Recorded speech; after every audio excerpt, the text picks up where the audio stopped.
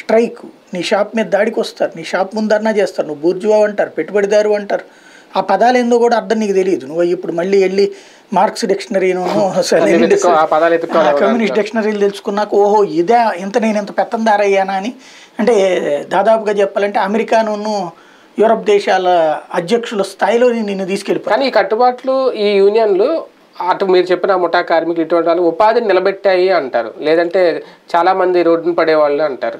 రెండు రకాలు ఉంటుంది, ఉపాధిని నిలబెట్టడం ఉంటుంది, రెండో వాడిని రాగనేకుండా కూడా ఉంటుంది. అదే అదే ఇప్పుడు ముఠాలకు చేయడానికి బోల్డంతమంది రెడీలో ఉంటారు, వీళ్ళ దగ్గర లేకుండా పని చేయడానికి లేదు అక్కడ, అది కూడా ఉందిగా.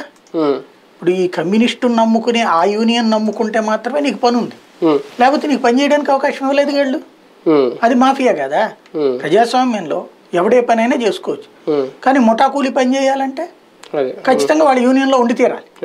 వాళ్ళు ఇస్తే అది కూడా ఇంతని డబ్బులు తీసుకుంటారు అది బిళ్ళ ఇవ్వడానికి, ఆ బిళ్ళకి డబ్బులు ఇచ్చే నెంబరింగ్ ఇచ్చుకోవడానికి లెక్క.